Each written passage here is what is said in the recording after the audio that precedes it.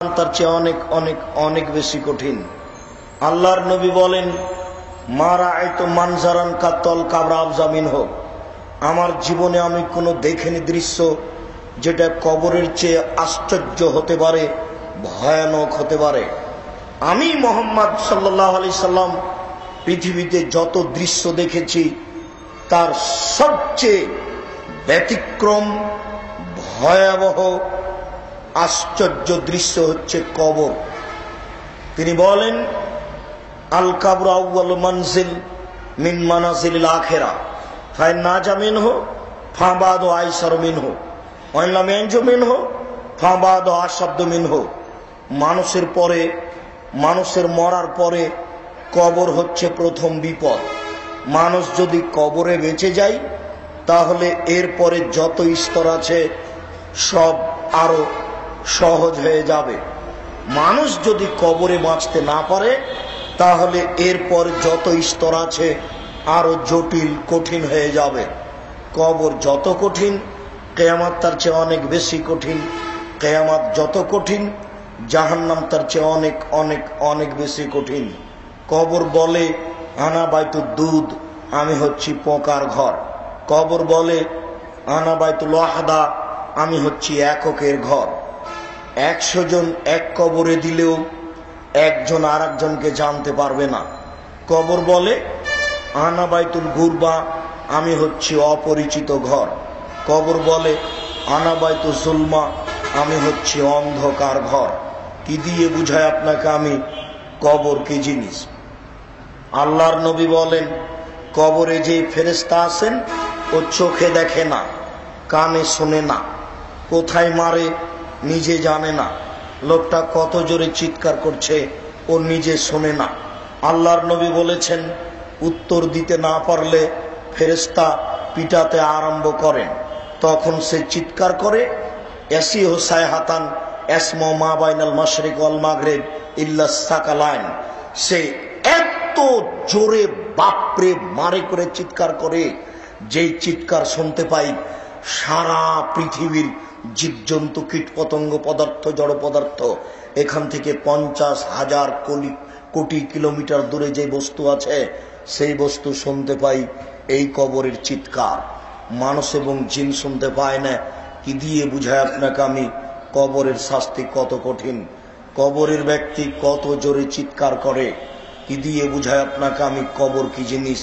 কবর যত কঠিন, কিয়ামত তার চেয়ে অনেক বেশি কঠিন। কিয়ামত যত কঠিন, জাহান্নাম তার চেয়ে অনেক অনেক অনেক বেশি কঠিন। সম্মানিত দিনী ভাই, আমরা বলছিলাম আল্লাহর নবী বললেন যে সব মহিলারা সাজগোজ করে, সজ্জা গ্রহণ করে রাস্তায় চলে তারা ব্যভিচারিণী, তারা ব্যভিচারিণী, তারা ব্যভিচারিণী। আপনাকে দেখে ভালো লাগে, কিন্তু আপনার বাড়ি দেখলে আপনাকে কাপুরুষ মনে হয়। আপনার কোনো দাম নাই, আপনি এমনি একটা বাড়িতে অচল অকেজো মানুষ থাকেন, খান মাত্র। আপনার কোনো যোগ্যতা নেই, আপনার কোনো দক্ষতা নেই, আপনার কোনো মানবতা নেই, আপনার কোনো ক্ষমতা নেই। আপনি অকেজো হয়ে বাড়ি পরিচালনা করে তাহাজ্জুদ পড়ে জান্নাত কেনার হিসাবটি বাতিল করেন, সিদ্ধান্ত পরিবর্তন করে সংসারের উপরে কঠোর হন। আল্লাহ আপনার প্রতি রহমত করুক, আল্লাহুম্মা আমিন।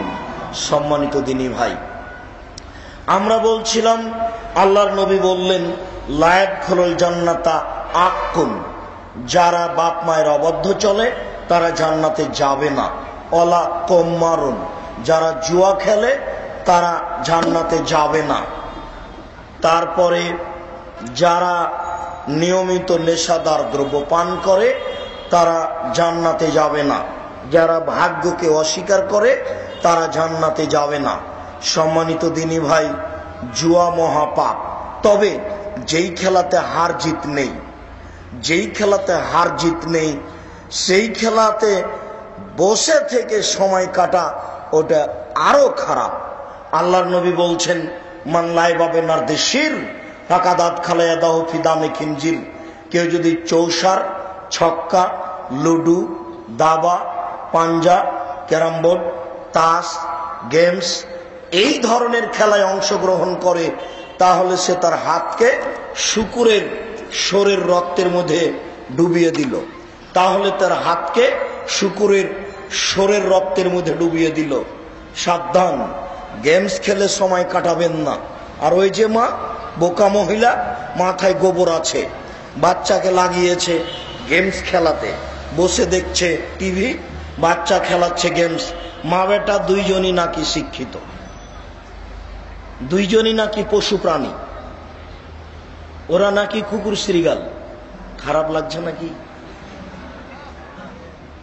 আল্লাহ তাআলা বলছেন যে ওরা বুঝেও বুঝে না, ওরা শুনেও শুনে না, ওরা দেখেও দেখে না, ওদের কান আছে শোনে না, ওদের অন্তর আছে বুঝে না, ওদের চক্ষু আছে দেখে না।